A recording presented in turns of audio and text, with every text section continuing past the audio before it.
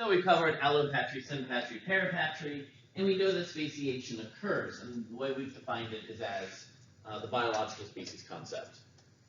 So now we're going to talk about the pace of that speciation, because speciation could happen overnight, or it could happen over a long time very gradually. We have two distinct models. One's called the gradualism model, one's called the punctuated equilibrium model.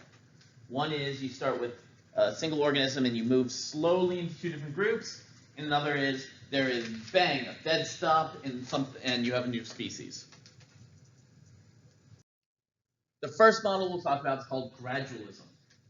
Each species evolves continuously over a long period of time. Now, if we want to talk about snail shells. Snail shells are really interesting. Okay, they're not. I'll try to explain how they are kind of interesting. You have two distinct types of snail shells. Flat, big, thick, round ones. So thick shells that are wide and round. And then very narrow, long shells. The thick, flat shell develops in an area where there's a lot of motion, a lot of tide movement. I'm talking about aquatic shells. The long, thin shell develops where you don't have that movement, where there's lots of areas that are protected. So if you have a large group that gets separated by, a new sandbar forming, the group that's protected from the ocean waves is going to develop a longer, thinner shell, and the group that's out in the waves is going to have this squatter flat shell. You see the two shells diverging over time. They start off about the same size, and then one group is going to grow longer and thinner, while the other grows squatter and flatter. So over thousands of years, hundreds of years maybe, you end up seeing distinct changes, slowly over time. So that's gradualism. Punctuated equilibrium happens where the tempo is very quick. It's lots of space where there's nothing happening and then a big sudden change. This is actually what we see more often. The reason this occurs is likely because of short bursts of evolution. Let's say here we've got stasis, so we're going to have these flat shells, these flat snail shells for a long time. What does that indicate about the environment? For a long time, what was happening with those snails? Right, they stayed the same because the environment stayed the same. What environment were they living in? Yeah, in the waves. And then suddenly something happened. I don't know, there's a collapse of the rock structure, and it protected a group. It made them sit in an area that now had no water movement. There was a quick selective change. These guys were the flat ones were selected against, the tall, thin ones were selected for. If you have a strong selection, you're going to have very quick evolution. So what happens with bacteria? If we use an antibiotic, that is a very strong selection. You give somebody an antibiotic and it wipes out 99.9% of those bacteria. But that 0.1% that had the gene that can survive it thrives and goes on and fills up the area very, very quickly. You go from one form to another one overnight very quickly. So when you think punctuated equilibrium, think strong selection event. Few factors that influence the rate of evolution. One is the presence of allopatry. If you get a new structure coming and arising very quickly, breaking a population in two, that will lead to quick evolution, as does a high natural selection, like we talked about with bacteria. Think of bacteria, high mutation rates. If you have selection combined with a high mutation rate, you're going to see changes in that organism or that population very, very fast. And finally, generation time. The faster organisms reproduce, the faster evolution occurs. It takes humans, we are probably can be reproductively successful fairly early in our lives, early teens. That's when we hit sexual maturity. But bacteria, give them like 5 minutes, Actually, okay, it's longer than that. Some take 120 minutes, some take 60 minutes, some take a half hour before you go from one organism to the next generation. And in that time, you have more mutations that give rise to the next generation. As selection axon knows, you get very rapid changes to the organism. In fact, for bacteria at least, it's so rapid, our best minds cannot keep up with the mutational changes. We cannot keep up with how fast that they're outcompeting us. This is a frilled shark at the top. The frilled shark is currently in the water. We thought they went extinct millions upon millions upon millions of years ago. I forget how many millions. We're looking like 180, 200 million. The frilled shark is an ancestral species of sharks. It's got some weird teeth. It actually looks kind of like an eel. But it's a shark. It lives at the bottom of the ocean. It has not changed its shape in 250 million years. Why? Right, it's not changing much down there. The water at the bottom of the ocean, not too many currents, because it's 2 miles down. It's been the same darkness, it's black. It hasn't changed its food source hasn't changed much. It's the same temperature. It's 4 degrees Celsius, roughly, all around the world at the bottom of the sea. Do you guys remember why it's 4 degrees Celsius at the bottom of the ocean? No, it's not about that. What's special about water at 4 degrees Celsius? Remember Bio 101? It was awesome. It's not pressure. Oh, there's no. No, it's not about oxygen. It freezes just above that temperature. Right, that's where it comes down to. So as water freezes, it expands, which causes it to float. Did a whole lab on it last semester too, I swear. I know it. At 4 degrees Celsius, the water molecules are the densest they'll be, so it sinks. So water all over the world is at 4 degrees Celsius, roughly. Now, it's because of the colligative properties of water, it's slightly different than that, but that's roughly the temperature.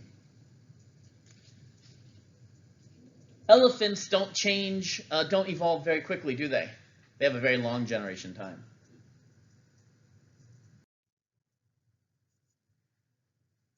There's this whole field of biology that's devoted to studying similarities between organisms based on their genes, specifically their developmental genes. This is called an evolutionary developmental biology, Evo-Devo-Bio.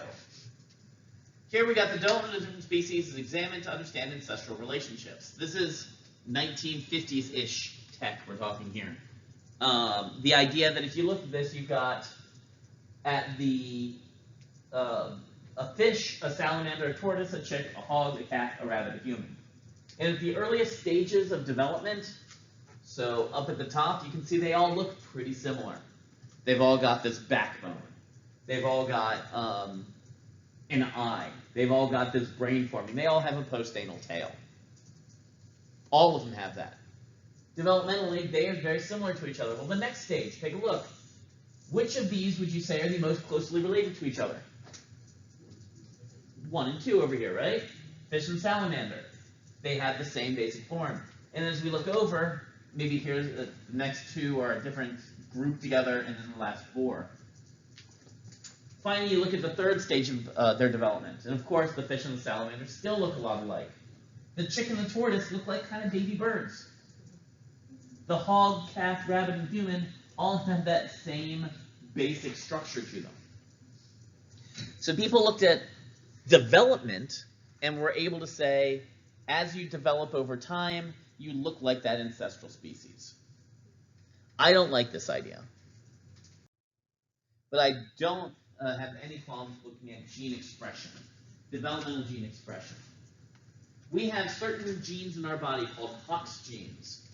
H-O-X. HOX. and they lay out your body plan. The Hox genes are the ones that are responsible for figuring out the different segments of your body and how they develop over time.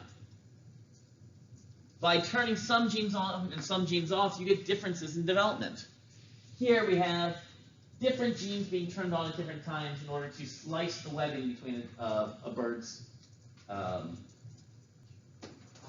Thanks.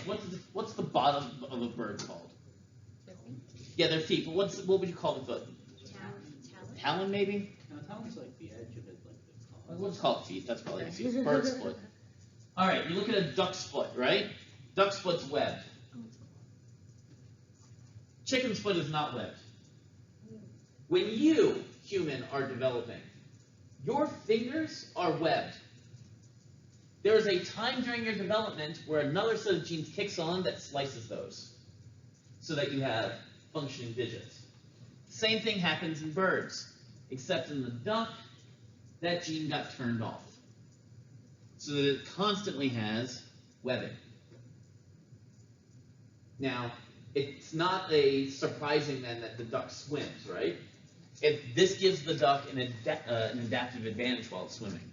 So then that mutation, that didn't happen in all ducks all at once. It was just one group of birds happened to get this mutation, and that group of birds happened to be swimmers. If they weren't swimmers, that wouldn't help them out much.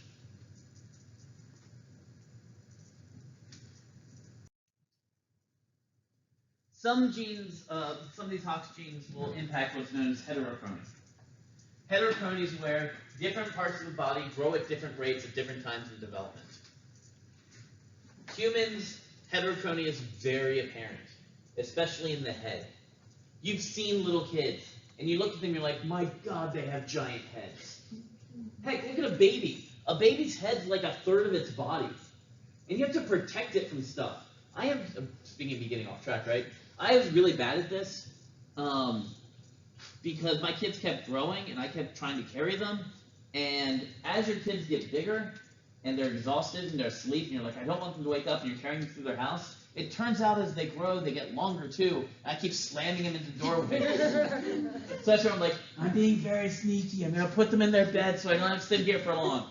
Boom! Head to the door. So they have giant freaking heads.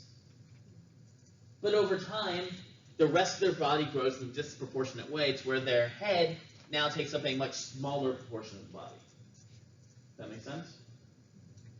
That's all controlled by the Hox genes, the development genes.